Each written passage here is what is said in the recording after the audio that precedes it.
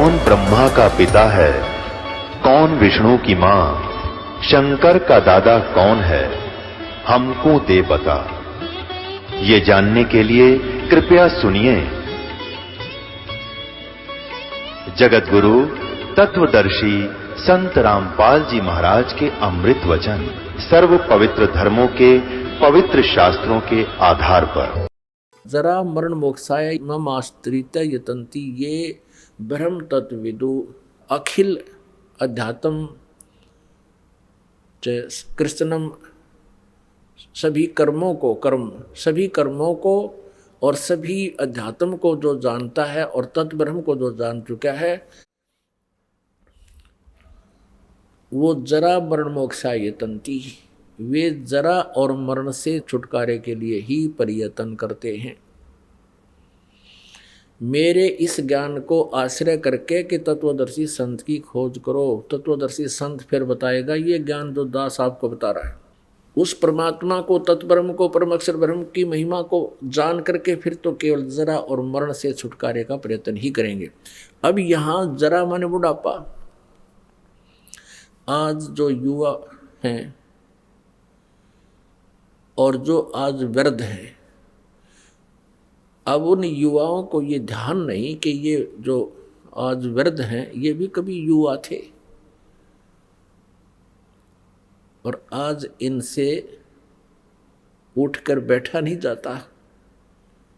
कभी कोई पीड़ा, कभी कोई आंखों में कष्ट, कभी दांतों में दुख, कभी सिर में दर्द, कभी पिंडी भड़के, कभी कमर दर्द, कभी बाई होगी, कभी कफ हो गया, कभी पित्त बढ़ गई, सौ समस्याएं होती हैं। तो यहाँ परमात्मा बताते हैं कि सबसे बड़ा कहर इस प्राणी पर वृद्धावस्था होता है और दूसरा कहर मृत्यु, और दोनों ही किसी को गंवारा नहीं, कोई नहीं चाहता दोनों को, और दोनों कंपलसरी। मृत्यु तो कंपलसरी है ही, बुढ़ापा ना आवे पहले मर जा तो और घना दुख, छोटे छोटे बालक रह जाए, तो यहाँ कहर ही कहर है। तो यहाँ उस सतलोक में जाने के बाद ना बुढ़ापा है ना मृत्यु है, दोनों कहर टल गए। ना ही कोई कष्ट है ना कोई काम है। कोई भी व्यक्ति नहीं चाहता मैं काम करूं।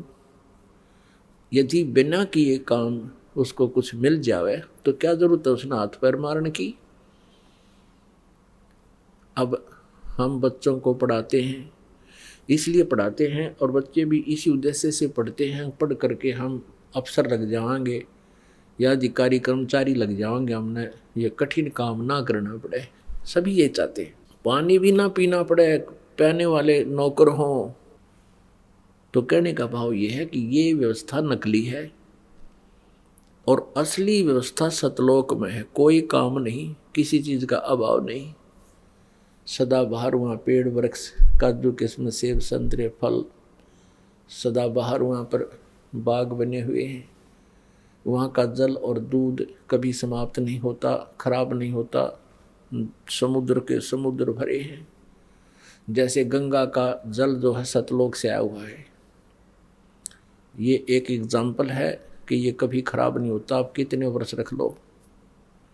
और हम इस परमात्मा की वाणी, कबीर वाणी, और जिस कबीर साहिब ने जो वाणी गरीबदास साहिब जी को दिया, वो ज्ञान, उस अमर वाणी का हम पाठ करते हैं। और वहाँ यहाँ सिंपल जल रखते हैं, साधारण यहाँ का हम जो डेली पीते हैं उस जल को रख देते हैं। परमात्मा की इस वाणी के मंत्र चलते हैं, सत्संग के वचन होते हैं, उसके ऊपर सब मंत्रित होता है। वो उस जल को आप रख दीजिए, एक तरफ रख दीजिए गंगा का जल, एक तरफ ये अमृत जल रखती है। उस परमात्मा की वाणी से सिंपल जल भी वैसा ही बन जाता है।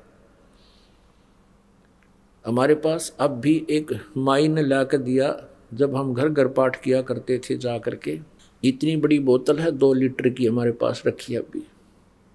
सन 1997 में उसका पाठ किया था, 1997, 14 वर्ष हो गए और आज तक वो ज्यों का त्यों है।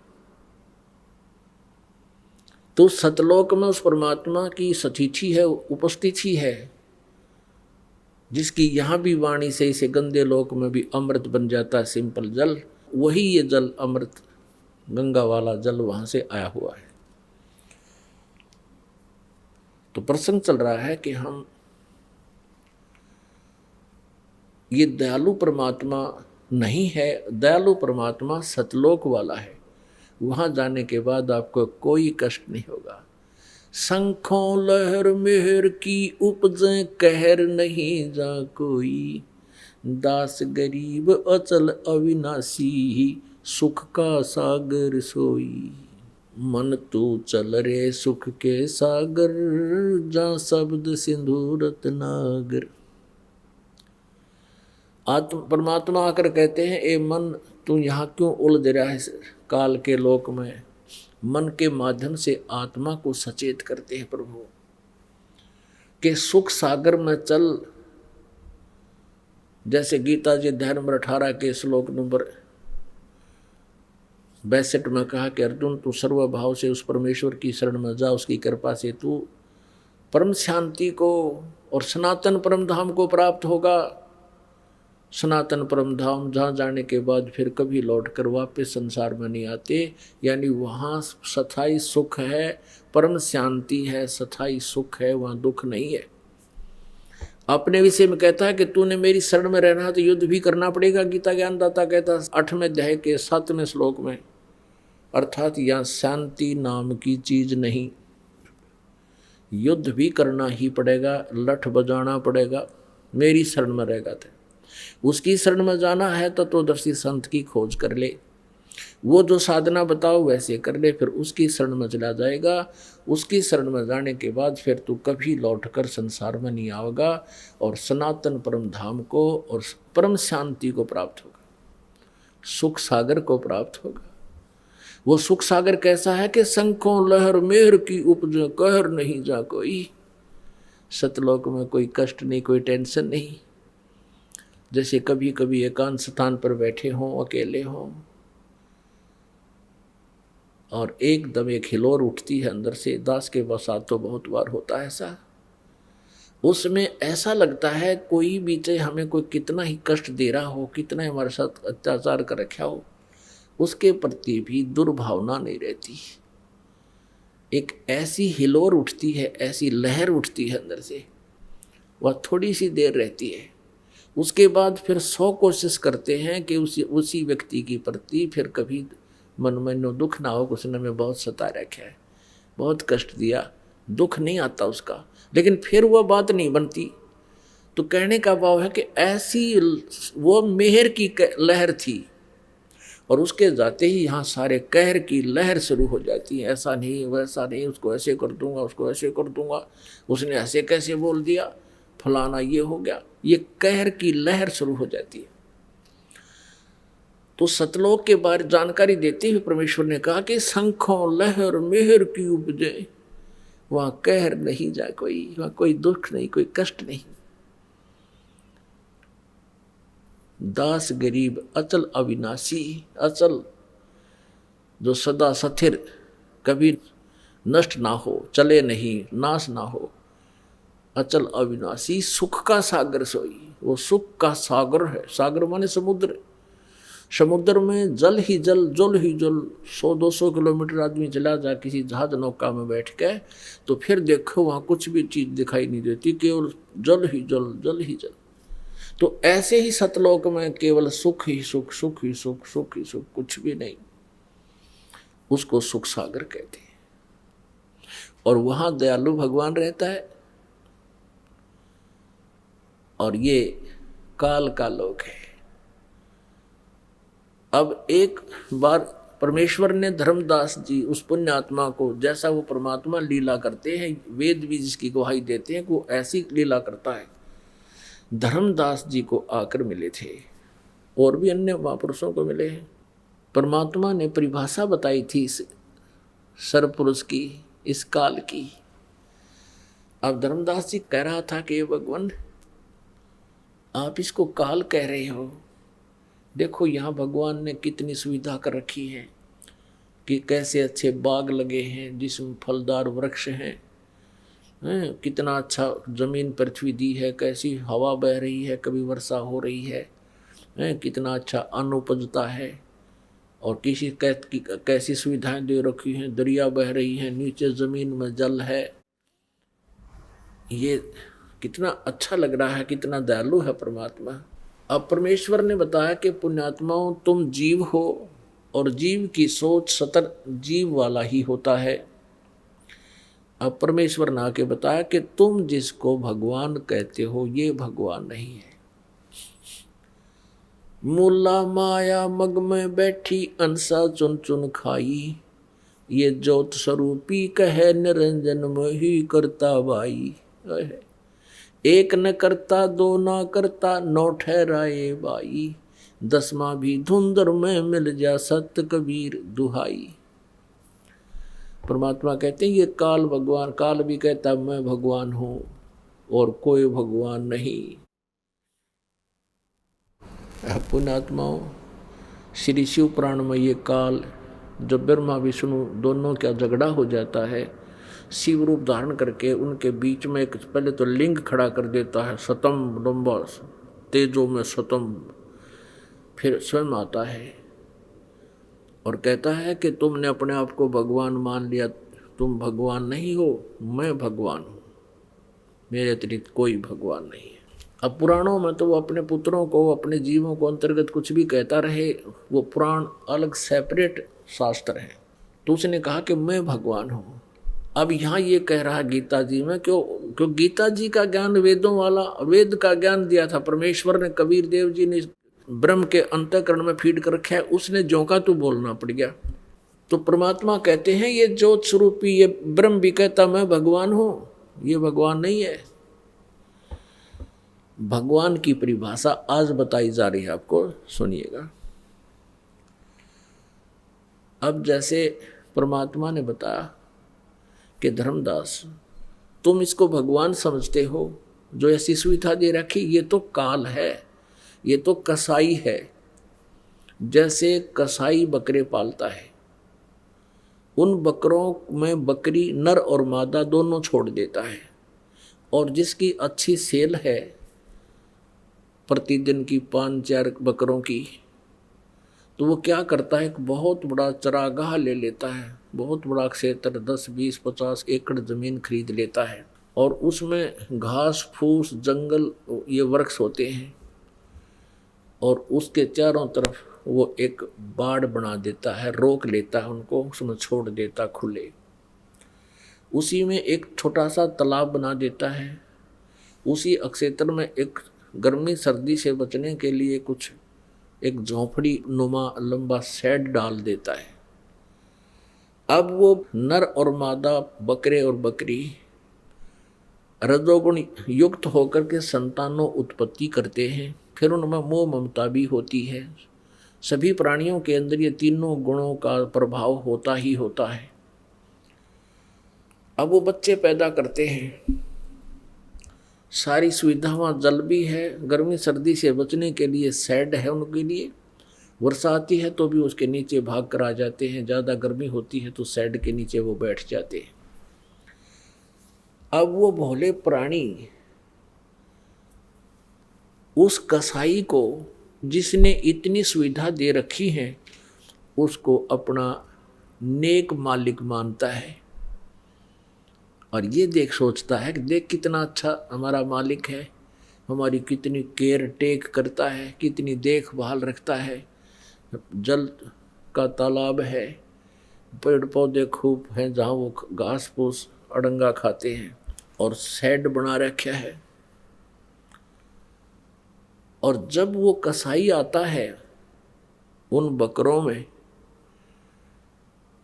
वो तो आके देखता है बाजू पकड़ के, ये कितना मांस हो गया, इसमें कितने किलो का मांस हो गया, कितने का बिकेगा।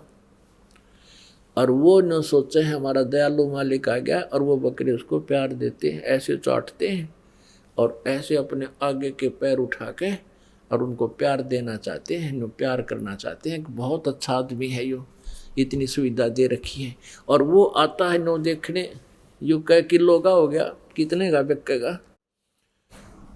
और फिर वैसे तो वो दिखता है बड़ा दयालु, कितनी सुविधा दे रखी है, और जब उसका आ जाता है डिमांड 5-4 बकरों की इकट्ठी, तो वो ना देखता किसकी माँ है, किसका बेटा है, किसकी बेटी है, मोटे मोटे लाठी लेकर डंडा लेकर ऐसे निकाल ले जाता है और जाके कटवा के अपना उल्लू सीधा कर लेता है।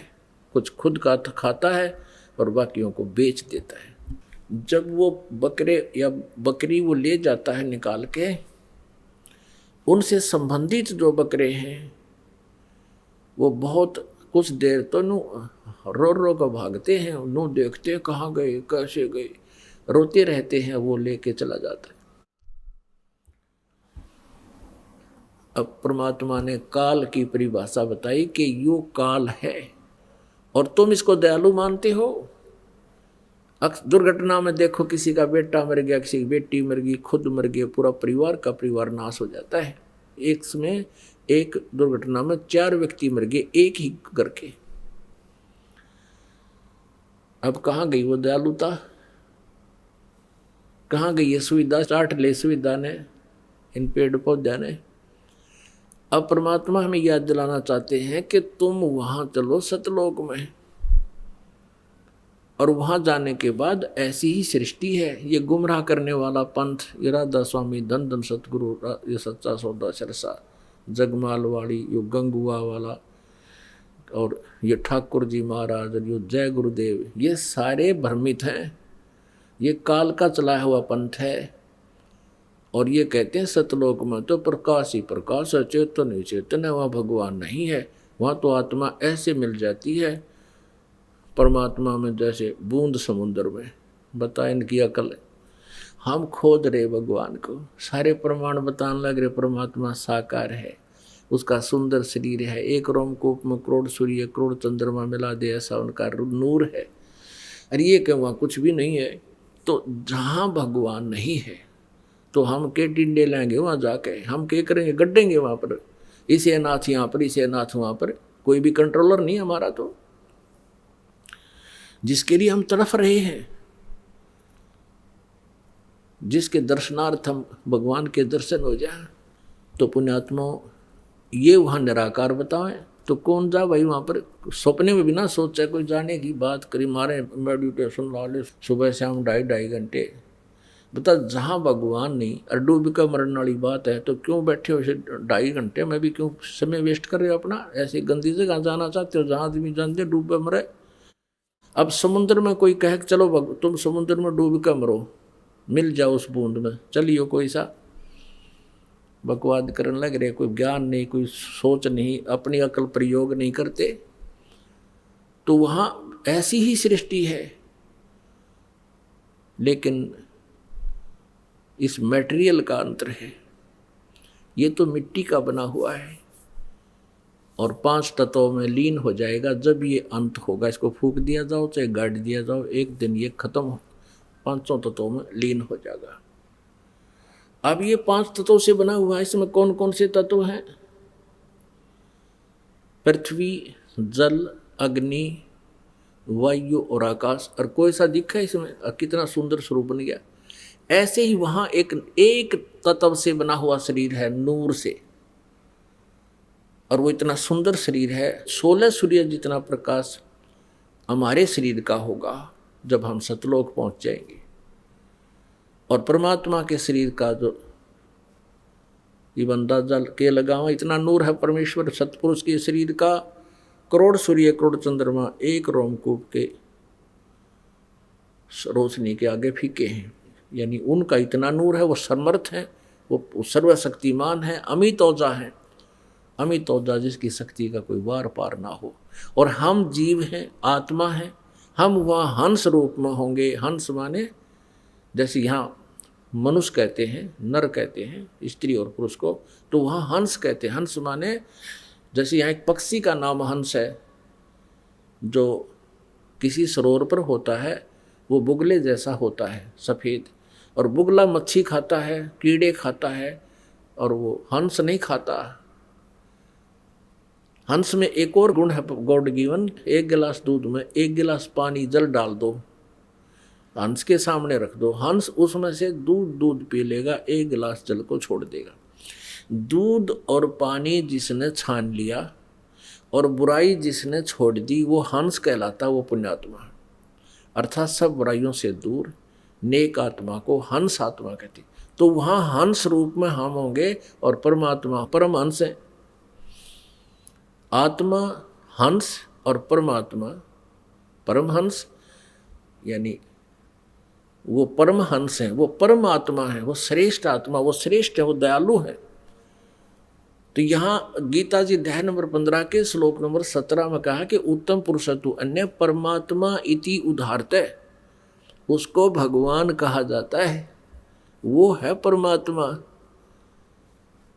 पुण्यात्माओं, ये अमृत ज्ञान है, ये तत्व ज्ञान है, ये सत्यनारायण कथा है। सत्यनारायण का अर्थ होता है अविनाशी परमात्मा।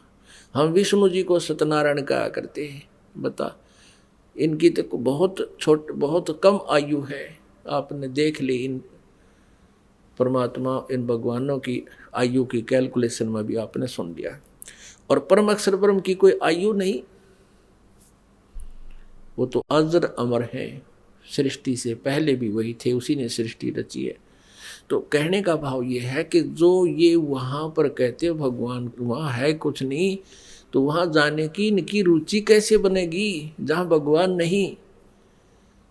अब कोई कहे कि सतलोक आश्रम वाला चलो और वहाँ गुरुजी है, गुरुजी नहीं है, वहाँ तो सिर्फ प्रकाश ही प्रकाश है, ट्यूब जड़े हैं। अरे फिर टिंडे लेना होगे, तुम क्या करोगे इस ट्यूबान देखने, गुरुजी तो निराकार है। तो इनकी ये सोच समझ लो। इतनी एक एग्जाम्पल देता हूँ, जो इन अज्ञानी संत, किसी की भी थ्योरी देख लो आप, किसी भी धर्म की देख लो, उनका लोकवेद दंत कथा ये बताता है कि परमात्मा निराकार है। और हमारे सदग्रंथ बताते हैं परमात्मा सह शरीर है, उसका नाम कबीर है। अब जैसे एक समय, अब हम आते हैं परमात्मा साकार और निराकार पर। जो ये गलत छोरी बता रहे हैं, परमात्मा वहाँ है ही नहीं, उसके वो तो निराकार है। जैसे मुसलमान धर्म में परमात्मा को बेचून कहते हैं, वो निराकार है, वो दिखाई नहीं देता। और ईसाई धर्म में परमात्मा को वो फॉर्मलेस कहते हैं, निराकार है। जबकि पवित्र बाइबल बता रहा है, पवित्र बाइबल में वर्णन है कि वो परमात्मा मनुष्य सदृश है। सृष्टि की उत्पत्ति नामक ग्रंथ है पवित्र बाइबल में, उसके प्रथम ही अध्याय के 26 नंबर आयत में, 26 नंबर श्लोक में लिखा है कि परमात्मा ने जब और रचनाएं कर ली, छठे दिन उसने कहा कि मनुष्य को मैं अपने ही स्वरूप में बनाऊंगा। ऐसा कह के भगवान ने, परमेश्वर ने मनुष्य को अपने ही स्वरूप अनुसार, अपने ही रूप जैसा बना दिया। उसकी नर और नारी करके सृष्टि रचना कर दी। फिर भगवान निराकार क्यों हो गया, फॉर्मलेस क्यों कैसे हुआ? जब परमात्मा ने कहा है कि मैं मनुष्य को अपने जैसा बनाऊंगा, तो भगवान कैसा हुआ? मनुष्य जैसा। और उसने 6 दिन में सृष्टि रचकर 7वें दिन तख्त पर जा बैठा हो। यही पवित्र कुरान शरीफ में सूरत फुरकानी 25 और आयत नंबर 52 से लेकर 59 तक उसमें स्पष्ट किया है कि कुरान शरीफ का ज्ञानदाता, जिसको मुसलमान धर्म अपना अल्लाह भगवान गॉड मानते हैं, जो श्री हजरत मोहम्मद जी को आदेश देता है किसी फरिश्ते के माध्यम से या स्वयं किसी और, वह बोल रहे हैं ऊपर तो आकाशवाणी करके, वो उनका फाइनल गॉड है। किनका? मुसलमानों का, जो हजरत मोहम्मद जी को कुरान शरीफ का ज्ञान दे रहा है। तो कुरान शरीफ का ज्ञान दाता कहता है अपने पैगंबर हजरत मोहम्मद जी को कि हे पैगंबर, तो इन काफरों का कहा ना मानना। ये 52 नंबर आयत है सूरत फुरकानी 25 की। इन काफरों का कहा ना मानना, और मैं तुझे जो इस कुरान शरीफ में दलील दे रहा हूँ, जो ज्ञान दे रहा हूँ, इस पर विश्वास करना।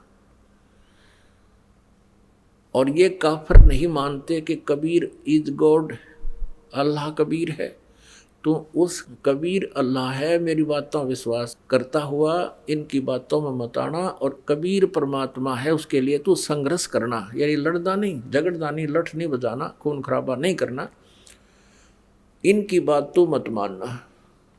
और ये कबीर नामक अल्लाह वही है जिसने सभी सृष्टि रची है, पृथ्वी बनाई, इस नीचे खारा और मीठा जल दे दिया, इसी ने तुम्हें जन्म दिया, यहाँ सब संस्कार उसी से बने हैं।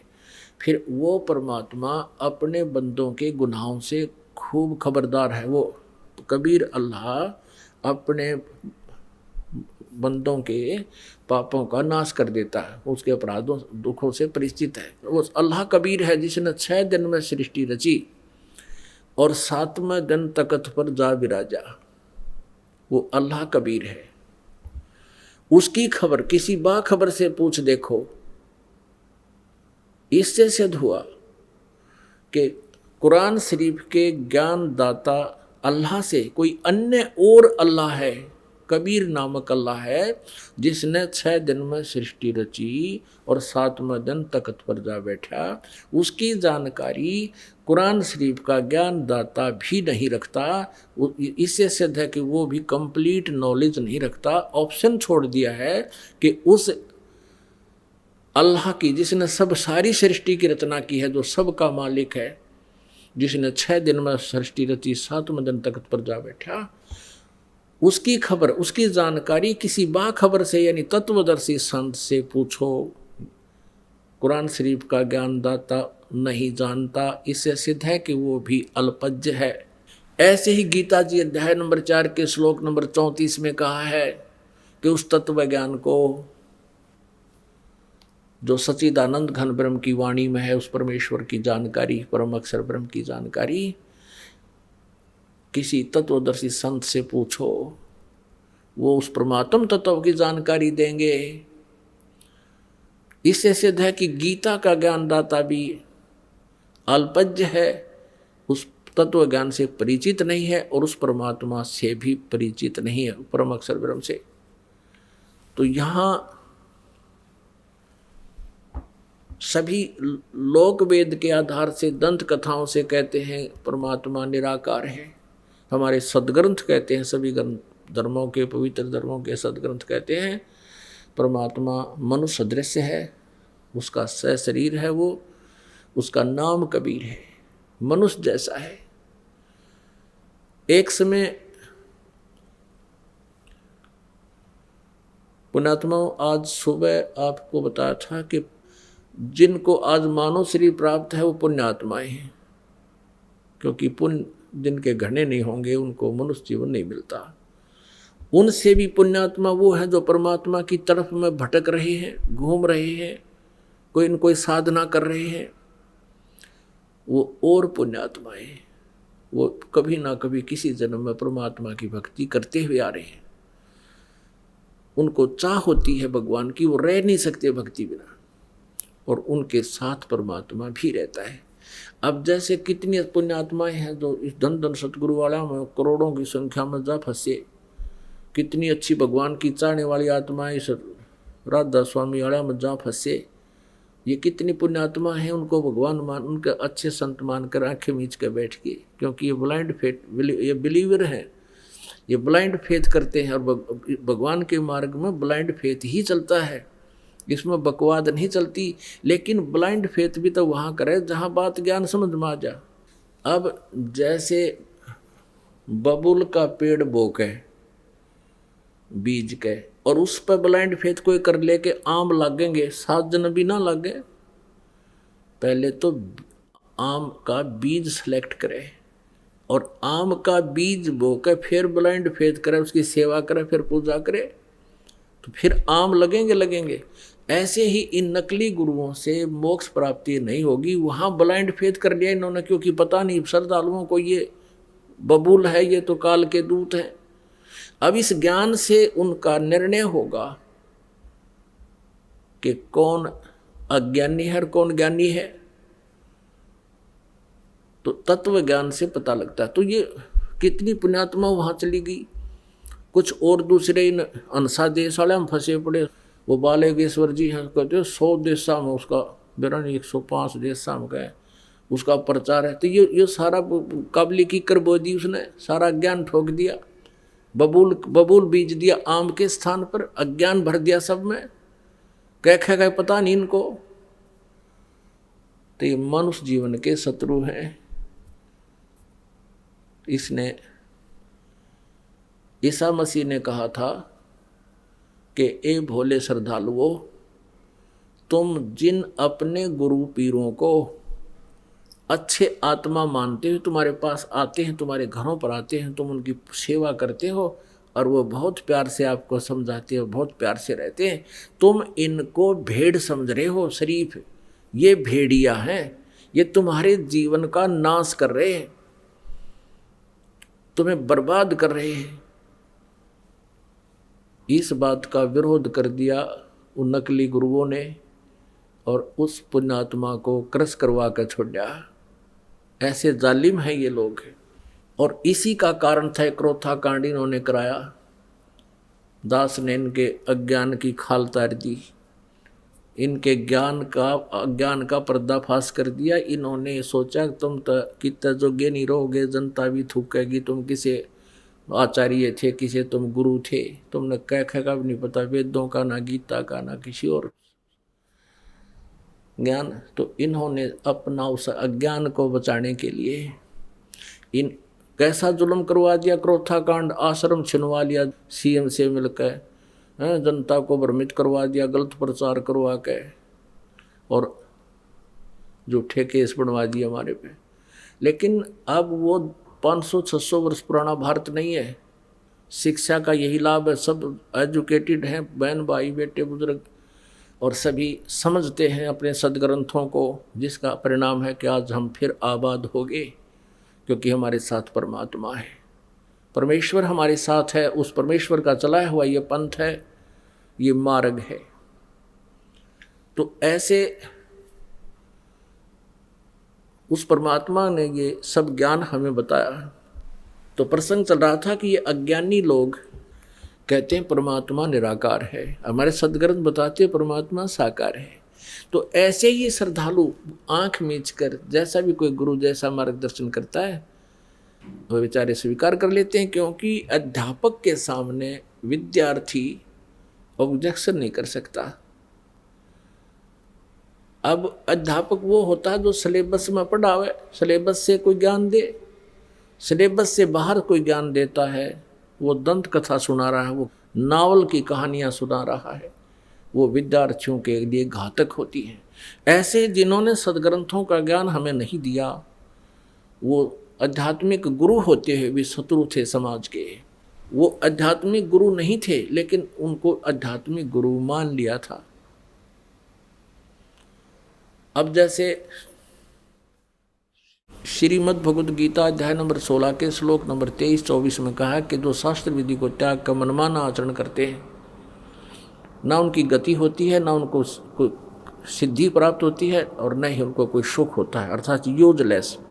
इससे तेरे लिए अर्जुन 24वें श्लोक में 16वें अध्याय की गीता जी, इससे तेरे लिए कर्तव्य और अकर्तव्य की व्यवस्था में शास्त्र ही प्रमाण है।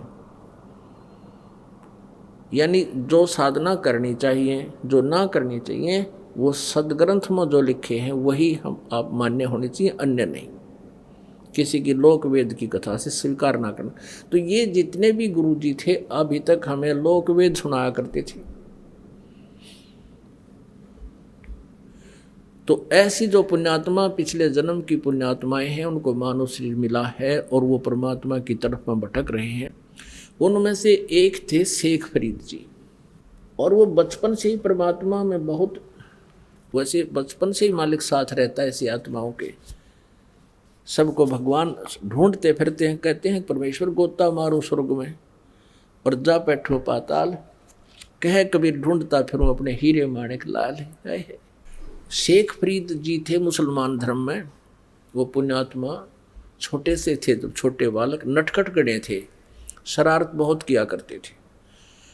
माता भी दुखी हो जाती थी, गली के बच्चों के साथ झगड़ा कराते, उल्हाने आया करते थे। अब माँ ने सोचा अब क्या करूं इस बालक को, क्योंकि आजकल तो बच्चे छोटे छोटे स्कूल भेज देते हैं, माता पिता नर्सरी में दाखिल कराते हैं, वो बालक खिलाने के हों से उनमें छोड़ दिए। पहले तो ऐसी कोई व्यवस्था नहीं थी, घर पे रहते, पिता खेतों में कहीं और अपना काम से चले जाते, कोई मजदूरी के लिए या कोई और, तो माता बच्चों की देखरेख वो स्वयं ही रखती थी। वो शरारत गणी करा करता, वो लाने से तंग आ गई, उसने सोची कि इलाज करूं इसका। उसने कहा कि बेटा तू नमाज कराया करे, अल्लाह की बंदगी किया करे।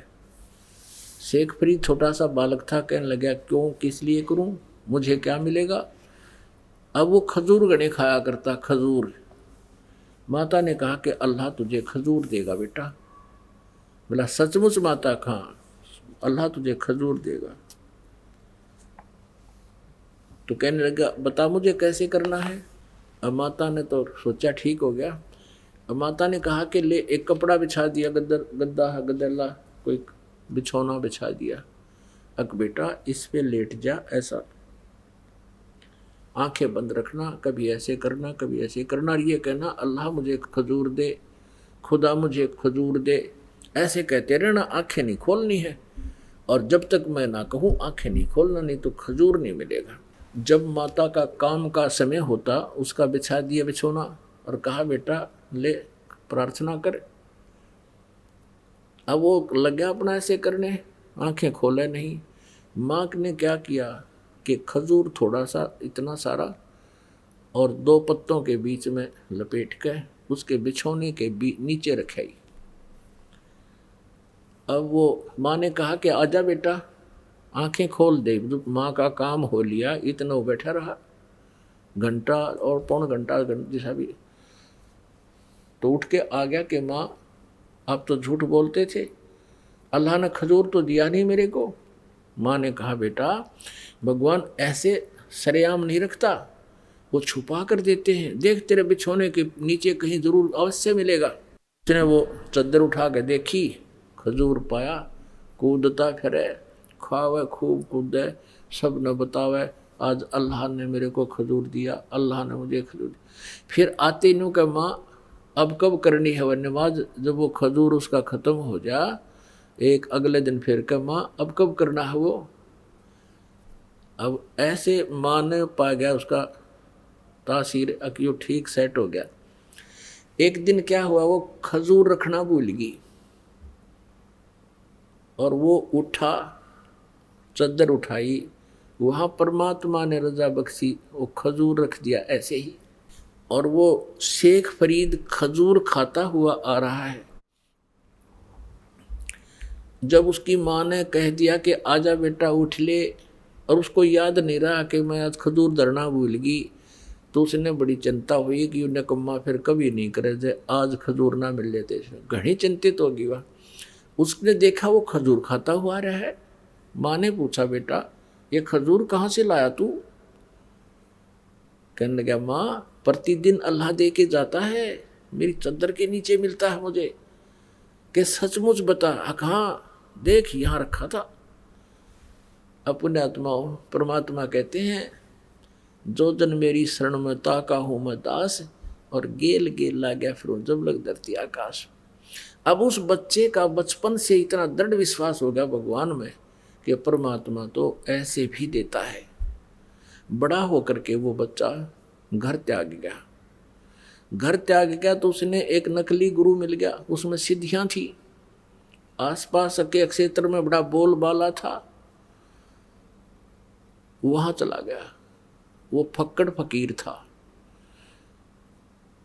उसको फक्कड़ फकीर बोलते हैं जो अपने हिसाब से अलग साधनाएं करते हैं। एक तो जैसे हिंदू समाज में जो व्यवस्था है, भाई गीता का पाठ कर ले, पुराणा का पाठ कर ले, व्रत रख लिए, मंदिर में माथा टेक लिया, एक तो ये साधना। एक दो संत हैं घर छोड़ जाते हैं, धूना ला कर बैठ जाते हैं, जंगलों में बैठ जाते हैं, वो अलग होते हैं, वो भी साधना ही कर रहे माने जाते हैं। ऐसा वो एक संत था, वहाँ चले गए। जैसा भी उस संत ने उस प्यारी आत्मा को मार्गदर्शन किया, वो दृढ़ होकर लग गया। आश्रम में रहने लगे, 8-7 भगत रहते थे। अब जो व्यक्ति घर से निकलकर आया है, घर भी त्याग दिया परमात्मा की तरफ में, फिर उसके पास शेष के रह गया। गुरु जी को परमात्मा तुल्य मान के उसके एक एक वचन का पालन करे, गुरुदेव की आज्ञा का पालन करे, गुरुदेव की क्रिया न नहीं देखे। और हम तत्व ज्ञान से परिचित ना होने से हम गुरु को अपने जैसा ही मान लेते हैं। अपने जैसा नहीं होता। आप जैसा होता तो आप ही सांग जोड़ लेते कि तजा करके। गुरु के ऊपर परमात्मा प्रसन्न होता है। लेकिन कौन से प्रभु का वो जो नुमाइंदा है? जो नर जाकी शरणा बसे ताको ताकी लाज, जल सूही मछली चढ़ जाए ये बह जाते गजराज। यानी जिस भी इष्ट की जो साधना करता है वो और सच्चे दिल से करता है, उसके ऊपर उसकी रजा होती है न्यारी। तो ऐसे ही शेख फरीद ने तो परमात्मा पाने के लिए समर्पण किया। गुरु जी जो आदेश दे सिरोधारिये, मन में दोष कपट कति नहीं आवे। गुरु जी हुक्का पिया करते थे और शेख फरीद ने कभी छुआ नहीं। वो गुरु जी खुद पीते थे लेकिन दूसरों को हुक्के के लिए नहीं कहते थे, उनके गुरु जी जो थे। अब क्या था, वहाँ पर शेख फरीद अपने गुरु जी का कृपा पात्र हो गया, क्योंकि जैसे भी वो कहें उसमें कोई काम वो त्रुटि छोड़ा नहीं। और अन्य गफलत करते थे, उनसे अधिक लगाव उस गुरुदेव का शेख फरीद में था। लगाव का मतलब ये है कि जैसे 4-5 सेवक हैं और जैसे गुरुजी कहता बेटा जल लाना, एक तो कहता लाऊं हो गुरुजी और गेर का कंधे बतौलिया नान चला जा, स्नान चला गया, लाऊं हो गुरुजी, नाटे भी निर करे भी नहीं। अरे कहते ही दौड़ा आवे अकलो गुरुजी। तो अब गुरुजी उसी को कहेगा बार बार, एक उसको कैसे कहेगा? वो कहे नूर जाओ इधर ने। एक थोड़ा सा यहाँ एक चुटकुला सुनाते हैं। दो गुरु चेला थे दो। शाम के समय गुरुजी ने कहा अपने शिष्य से कि बेटा देखना, सोने की तैयारी पकड़ के गुरुजी वृद्ध थे, लेट गए चारपाई पर। अब बेटा देखना बाहर वर्षा तो नहीं हो रही है। अब चेला इधर लेटा हुआ था, लेटा लेटा कहता गुरुजी हाँ वर्षा हो रही है। गुरुजी बोला रहा तू बाहर तक गया नहीं, तुझे क्या पता कि बिल्ली भीग का आई है।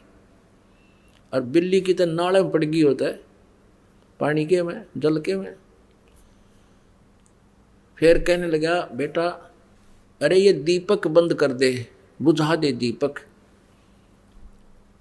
चेला बोला गुरुजी आंखें बंद कर लो, हो गया बंद। बोला अच्छा भाई। फिर गुरुजी ने कहा बेटा दरवाजा तो बंद कर दे। गुरुजी 2 काम मैंने कर दिए, एक तू कर ले। तो एक तो इसे चले गुरुजी के,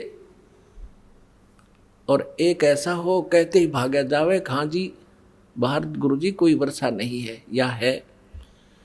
आँख दीपक बंद कर दिया, अच्छा गुरुजी अभी करता हूं।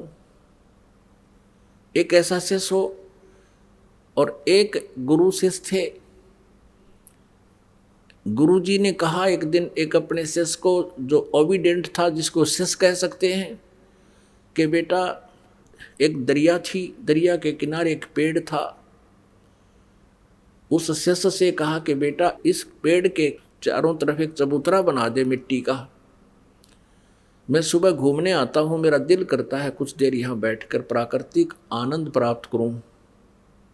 दरिया के किनारे आश्रम आधा किलोमीटर दूर था, वो वहाँ घूमने आता था। गुरुजी शिष्य भी साथ आता। गुरुजी जब वापस आश्रम में आगे गया कस्सी लेकर, और चारों तरफ बहुत सुंदर मिट्टी का चबूतरा बना दिया, 4-4 फुट चौड़ा वृक्ष के चारों तरफ, और लीप लाप के ऐसा बना दिया फिट। अब गुरुजी ने वह देखा कि वाह बेटा वाह। वहाँ घूम फिर के दरिया पर स्नान करके वहाँ बैठ गया।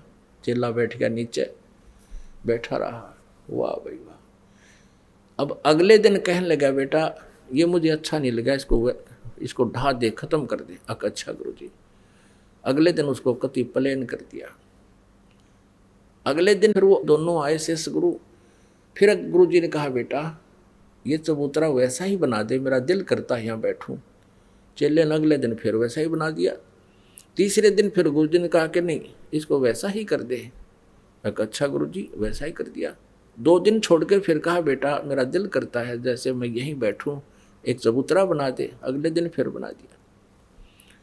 और फिर 2 दिन पीछे गुरु जी ने फिर कह दिया ना इसने कर दे ठीक, मुझे अच्छा नहीं लगा, मेरा कुछ नहीं दिल लगता है। तो एक और देखा करता वहां कोई पाली था, ग्वाला था, वो कहने लगा उस चेले ने, जब वो अगले दिन उसने ढाण आया उसको प्लेन करना आया, कहने लगा अरे तेरा दिमाग खराब हो रहा है, इस बुढ़े का तो दिमाग खराब हो रहा है। एक दिन कहे बना दे, दूसरा दिन कहे ढा दे, हैं और तू इसकी सारी बात मानता है। तो वो शिष्य बोला भाई इस मारे क्रियाक्रम तो तू परिचित को ना, या मेरी परीक्षा हो रही है भाई, और इस चबूतरे से कुछ लेना देना को ना। तो कहने का भाव यह कि एक ऐसा शिष्य हो, तो वो ऐसे शिष्यों में तो था वो कौन, शेख फरीद। और दूसरे वो थे 2 काम मना कर दिए गुरु जी, एक तू कर ले के जमा टूट रहे हैं तेरे। अब ऐसे ही बच्चे को कहा जा बेटा ऐसा कर ले ऐसा कर ले, तो उनको ईर्षा होगी कि शेख फरीद को ज़्यादा प्यार करते हैं। अब प्यार के करो, काम तो कराना ही है अपना।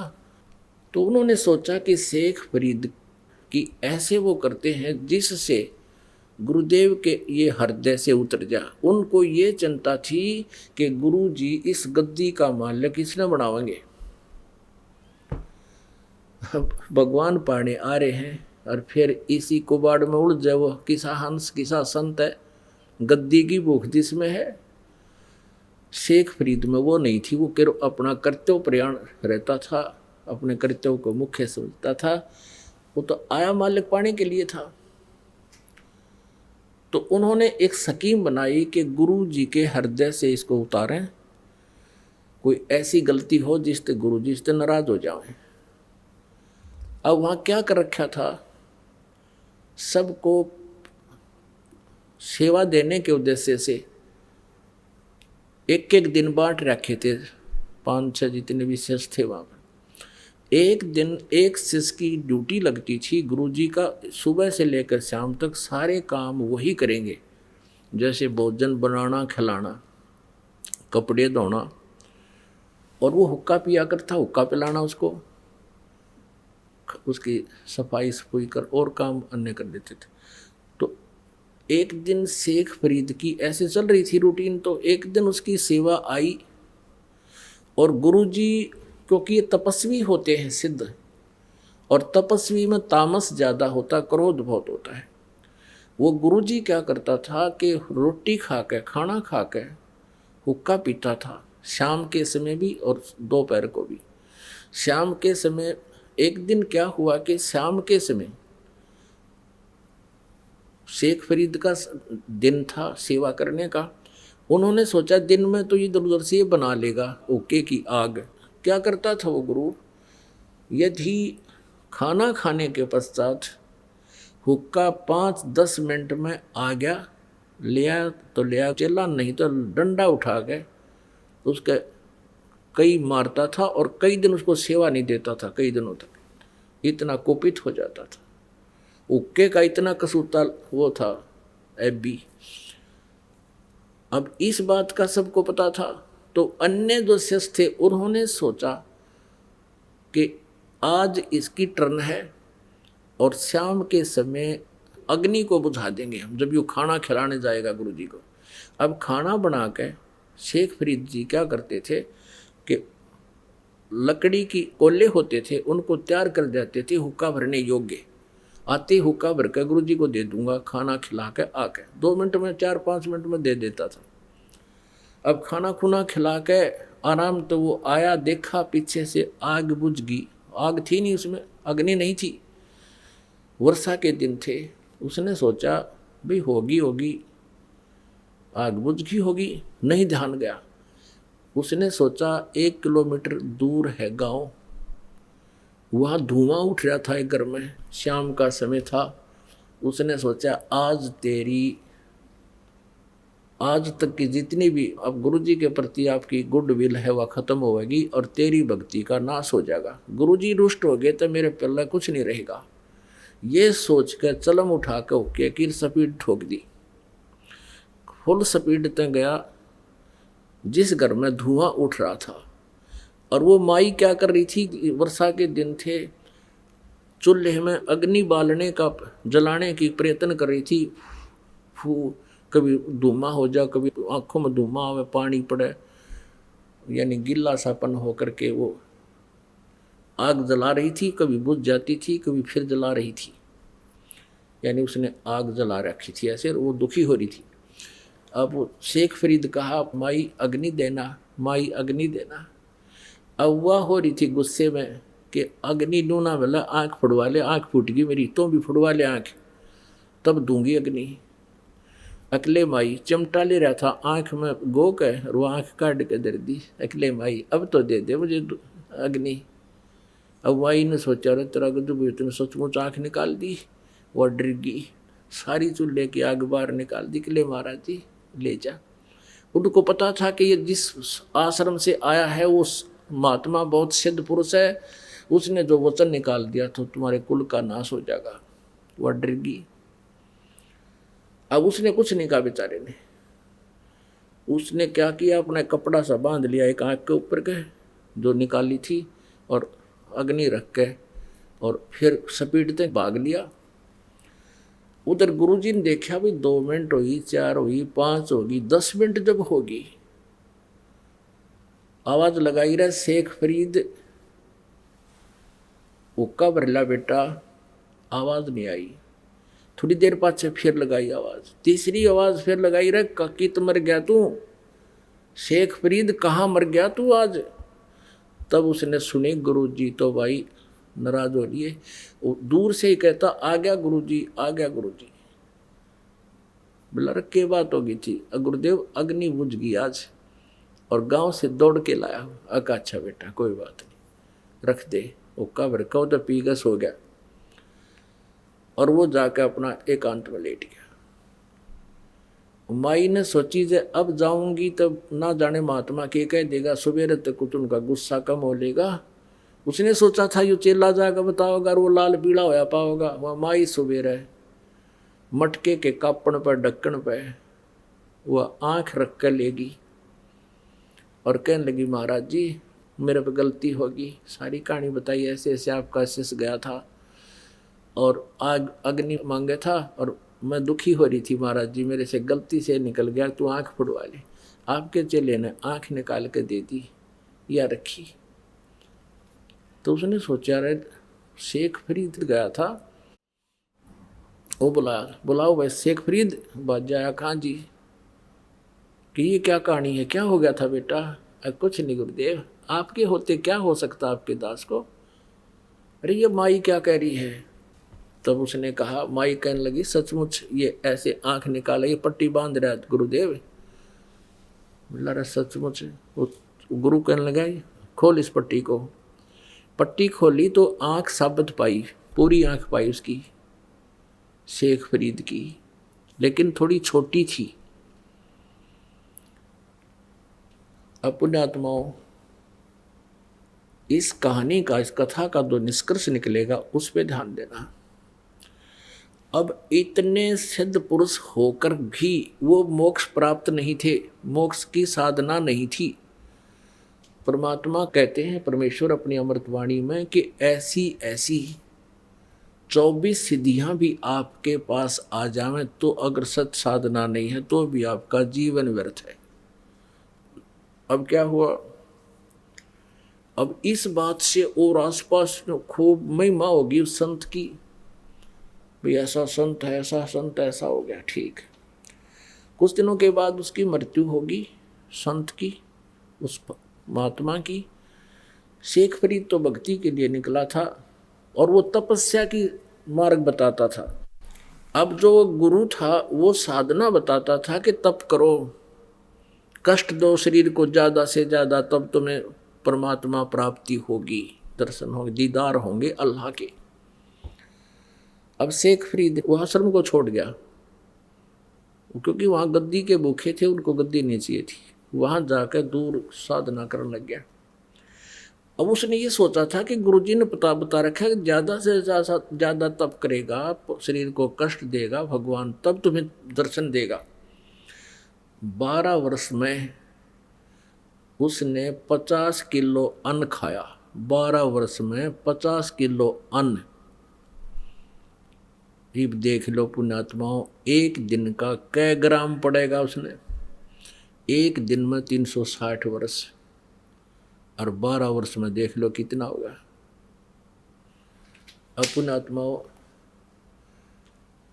ऐसा अल्पाहार करने से उसका शरीर कमजोर घना हो गया, और बाहर बैठे तो कौवे आ जा उसको मृत समझकर उसकी आंखों को खाने के लिए।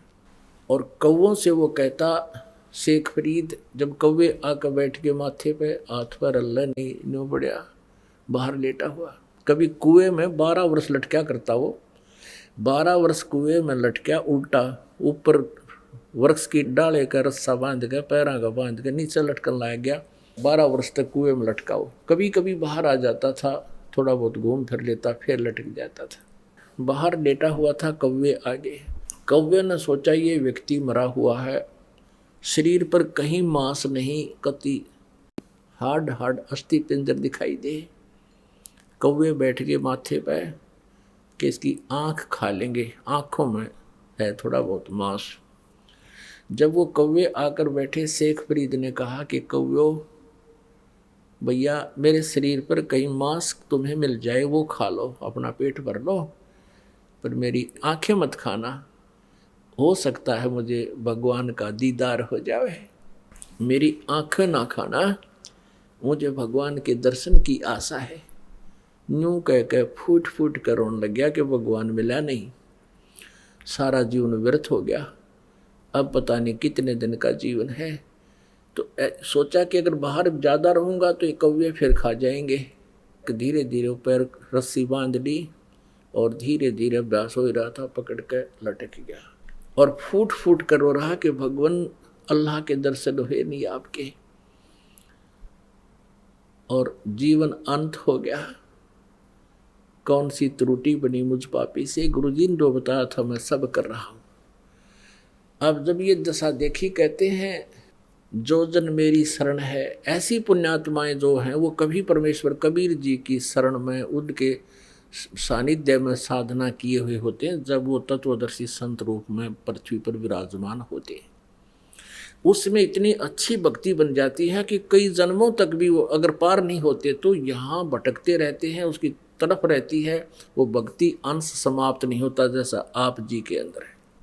ये सभी पुण्यात्मा जो दूसरे पंथों में या धर्मों में या कहीं किसी और मंदिर मस्जिद गुरुद्वारों में जो जा रहे हैं, ये परमात्मा की भक्ति चाह रहे हैं, कभी ना कभी किसी युग में परमात्मा कबीर देव जी के सानिध्य में भक्ति किए हुए।